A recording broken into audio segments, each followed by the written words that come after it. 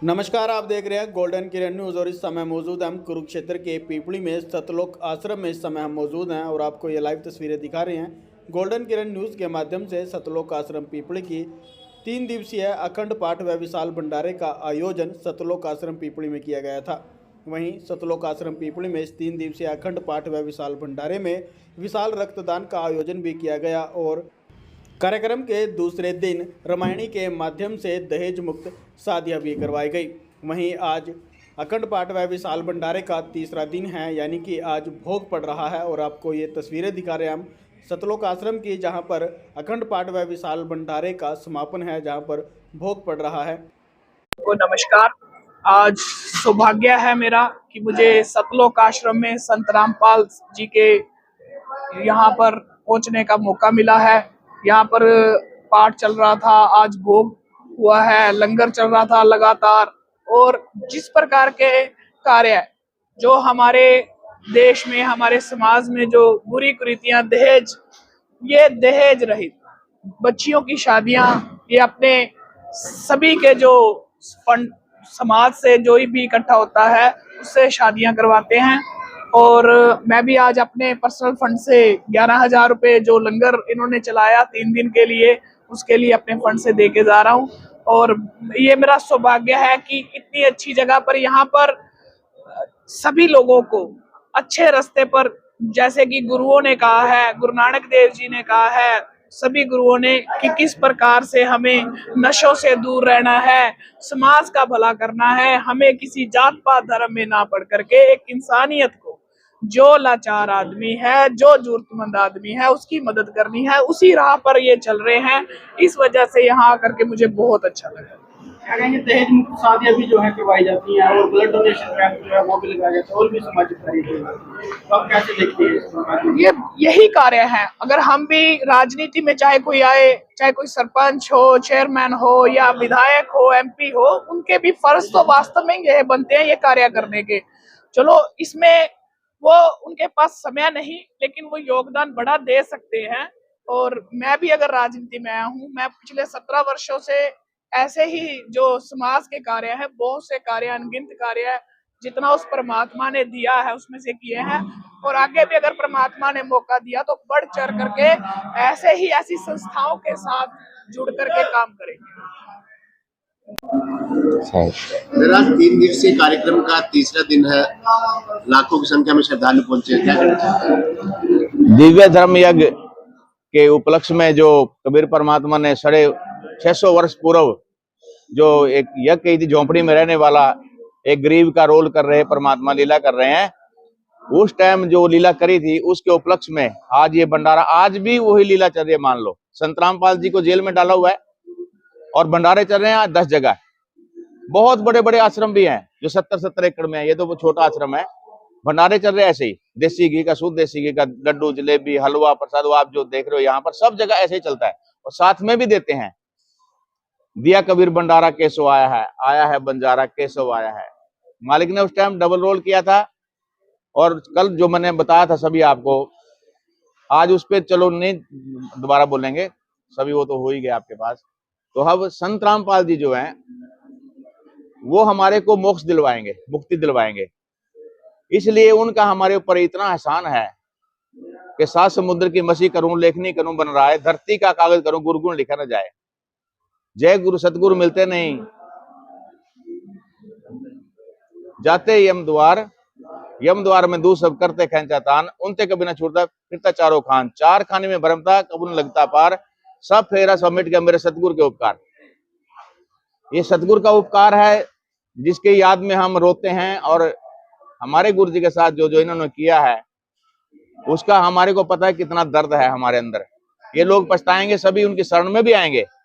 जैसे उस टाइम कबीर साहब के साथ अत्याचार करते थे, ये शेख तकी जी ने अत्याचार किया, मुसलमानों का धार्मिक गुरु था, तो आज भी वही अत्याचार हमारे साथ भी हो रहा है। और ये एक बात है, लोग ये कहते हैं हिंदू मुसलमान फलाना सिमकाना, सिख है, ये है वो है। हम ये कहते हैं कि हमारे को कभी सिखों ने परेशान नहीं किया, कभी मुसलमानों ने परेशान नहीं किया।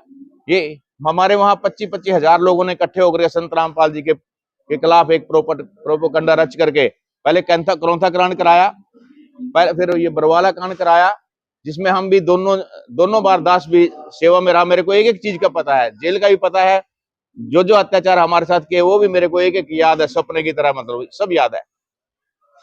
2 साल अब भी दास परमात्मा के साथ रहा। तो वहां पर लास्ट में जेल में हमारे को ये मतलब शब्द सुनने को मिले जब मैं बाहर आया 2 साल बाद, कि भाई आज हम पहले बार महसूस कर रहे हैं कोई इंसान जेल से बाहर जा रहे हैं। तो यहाँ तो पशु जैसे लोग रहते हैं, सब गुंडा गैंग सारे, ये वो, बोलने का पता नहीं कुछ। हमने जेल में भी रह करके जहां कह दिया झाड़ू उठाकर झाड़ू साफ मार दिया, जेल में सफाई कर दी पूरी जेल की। हमारे आचरण को देख करके वो इतने प्रभावित हुए कि ये भगत होते हैं। और आपको भी कुछ दिनों में पता लगेगा, अभी तो आप नहीं पता, आपने ठीक है आते हैं सेवा ये कर रहे हैं, इसका भी आपको कुछ ना कुछ परमात्मा फल देगा, लेकिन सच्चे मन से ये करना, ये सेवा प्रचार को फैलाओ। और आप भी शरण में आओ उन परमात्मा की, बाद में आओगे कोई दिक्कत नहीं, लेकिन एक हलवा बनाने में सारे शामिल हो रहे, एक खाली खाने में आएंगे, और कहीं ऐसे हलवा बने बनाए पर रेता डालने वाले भी हैं। तो हर तरह के लोग यहाँ पे हैं, सबको समझाना बहुत दुर्लभ है। अभी मैं आपको दिखाता हूँ, ये बाइबल में साफ लिखा है कि वो अल्लाह कबीर है, ये लिखा है कबीर, माइटी मतलब शक्तिशाली, सबसे शक्तिशाली। जैसे कुरान में लिखा है कि कबीर बड़ा है, बड़ा क्यों लिखा? वहां पे मैं एक सऊदी अरब का एक मेरे को मिला बंदा, वो कहता है कि हमारे वहां जो कोई सबसे बड़ा जैसे इंजीनियर है ना, लंबी बात हो जाएगी, उसको कहते हैं ये कबीर इंजीनियर है, कबीर इंजीनियर सबसे बड़ा। मतलब उसको कहीं ना कहीं ऐसा लिखा है, लेकिन छुपा दिया। हम कालबली की जेल में रहते हैं, उसको दबाया गया है, कबीर साहब के ज्ञान को हमेशा दबाया गया है। जिन जिन संतों की वाणी है यहाँ पर, जिन मुझको निज नाम दिया सोई सतगुरु हमार, दादू दूसरा कोई नहीं कबीर सिरजनहार, जो शरण कबीर के तरगे अंत अपार, दादू गुण कहत ना व्यापार। तो ऐसे ही नानक साहब ने महिमा गाई है, मलूकदास जी ने, धर्मदास जी ने, गरीबदास जी महाराज के ये पाठ हो रहा है जो सदग्रंथ का 3 दिन का पाठ हुआ है। ये एक 10 साल का बालक कैसे ग्रंथ लिख देगा? उसके इतिहास को जानो, गहराई में जाओ थोड़ा सा, और उस ज्ञान को फैलाओ, आपको भी परमात्मा इसका लाभ देगा। सत साहेब कारणी है ये, जितने भी लोग, जितनी भी जनता संत रामपाल जी महाराज जी से जुड़ी है, ये ऐसे नहीं जुड़ी किसी ने बुलाई है या किसी लालच में जुड़ी है, ये इस ज्ञान को समझ के जुड़ी है।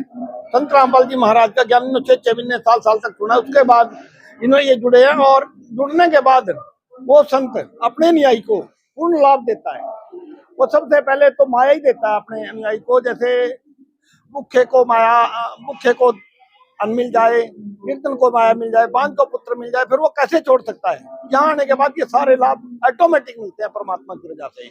और ये दिव्य धर्म यज्ञ, ये तो होना बहुत बड़ी बात है भारतवासियों के लिए, इस धरती के ऊपर ये दिव्य धर्म यज्ञ किया गया। पहले कबीर साहब ने किया था, और अब संत रामपाल जी महाराज जी ने दोबारा ये शुरू किया है, और ये लगातार ऐसे ही ये यज्ञ चलते रहेंगे। हर 3 महीने बाद फिर यज्ञ होगा, फिर ये भंडारा होगा, और उसमें आप लोग सब बढ़ चढ़ कर भाग लें, और मैं आपका बहुत बहुत धन्यवाद करता हूँ। और ऐसे ही इस ज्ञान को फैलाओ, आपको भी बहुत लाभ मिलेगा। ये लोग जितने जो लोग आए हैं, ऐसे नहीं आए, यहाँ सबको लाभ मिल रहा है, आपको भी मिलेगा इस कार्य को करने के लिए। और आपका बहुत बहुत धन्यवाद। आप ऐसे आते रहिए। अभी महीने बाद फिर भंडारा होगा, फिर आना, फिर इस ज्ञान को पब्लिक तक पहुंचाना, सच्चाई को पब्लिक तक पहुंचा दो, आपको बहुत लाभ मिलेगा, बहुत लाभ मिलेगा। आज तीसरे दिन में लाखों की संख्या में श्रद्धालु अलग अलग राज्यों से, शहरों से पहुंचे। 3 दिवसीय कार्यक्रमों में क्या खास है? जी, सतगुरु रामपाल जी महाराज जी के ज्ञान को समझकर लोग उमड़ कर आ रहे हैं, नाम दीक्षा ग्रहण कर रहे हैं, भंडारे में आ रहे हैं। और जो 3 दिवसीय आप कार्यक्रम की बात कर रहे हैं, इसमें जो है संत गरीबदास जी महाराज जी के अमरमय वाणी का पाठ चला। यहाँ पर जो है लाखों की संख्या में श्रद्धालु आए, उन्होंने पाठ का श्रवण किया। इस समागम में जो सत्संग का आज आयोजन किया जा रहा है संत रामपाल जी महाराज जी के द्वारा, उसमें जो है यहाँ से कैसे हम मोक्ष मुक्ति को प्राप्त कर सकते हैं, असली भक्ति मार्ग क्या है, उसके बारे में पूर्ण जानकारी सतगुरुदेव जी दे रहे हैं। इन 3 दिनों में जो जैसे कि दहेज रहित शादियों का आयोजन किया गया और ब्लड कैंप का भी आयोजन किया गया, तो ये लगातार जो है 3 दिन से कार्यक्रम चल रहा है, और अटूट जो है भंडारे का आयोजन किया जा रहा है। आने वाले दिनों में अगले कार्यक्रम क्या रहेंगे? हाँ जी, आने वाले दिनों में अगले महीने मासिक सत्संग होगा, फिर उससे आगे जो है इसी तरह का एक समागम जो फिर होगा वो 4 दिन का रहेगा। जो है सदगुरुदेव जी के बोध दिवस के उपलक्ष्य में मनाया जाएगा। तो इस तरह से ये कार्यक्रम चल रहे हैं। सर जी कि इसी के साथ साथ जो है और कौन से स्टेट में और कौन से डिस्ट्रिक्ट्स में अपना कार्यक्रम चल रहा है इन्हीं दिनों? जो पूरे भारतवर्ष में जो है 9 जो आश्रम है सदगुरुदेव जी के इसी तरह है, उनमें ये जो है इसी तरह समागम चल रहा है, जिसमें से 3 हरियाणा में है, भिवानी में है, धनाना धाम है, कुरुक्षेत्र है। ऐसे ही पंजाब में कुमाऊं आश्रम है, धुरी है, दिल्ली में जो है मुंडका आश्रम है, इस तरह से राजस्थान में सोजत आश्रम है, तो एमपी में आश्रम है, इंदौर आश्रम है, तो नेपाल में धनुषा आश्रम है। इसी तरह से 10 अन्य जगहों पर भी ये इसी तरह के जो है समागम का आयोजन किया जा रहा है 3 दिवसीय। सर जब हम आश्रम में आए जो है स्वर्ण युग की आपने बात की, स्वर्ण युग जो है आ चुका है। सतगुरु रामपाल जी महाराज जी के ज्ञान के द्वारा जो भी संत रामपाल जी महाराज जी के अनुयायी हैं, वो किसी भी तरह का कोई भी ना तो व्यसन करते हैं, अंडा मीट शराब जो भी, और जिस तरह के कोई समाज में आज बुराइयां फैली हुई हैं, जो दहेज प्रथा है, रिश्वतखोरी है, इस तरह का कोई भी संत रामपाल जी महाराज जी का शिष्य इस तरह के किसी भी कृत्य में आपको शामिल नहीं पाया जाएगा। ना वो रिश्वत लेते हैं, ना ही चोरी ठगी में कहीं शामिल होते हैं, और ना ही किसी के साथ कोई धोखा करते हैं। बीड़ी सिगरेट पीना तो बहुत दूर की बात है, किसी को माचिस भी जो है ला करके नहीं देते। बहुत ही समृद्ध परिवार भी यहाँ पर दहेज रहित बिल्कुल शादियां कर रहे हैं, जैसा कि आप लोग देख रहे हैं। तो अब ये है जो संत रामपाल जी महाराज जी के द्वारा दिए गए ज्ञान के द्वारा स्वर्ण युग की स्थापना हो चुकी है। अभी आप देखना आने वाला समय ऐसा आएगा कि कोई इस रिश्वत की या 2 नंबर की कमाई को, पैसे को हाथ भी नहीं लगाएगा, जहर समझेंगे इसको। उसकी शुरुआत हो चुकी है।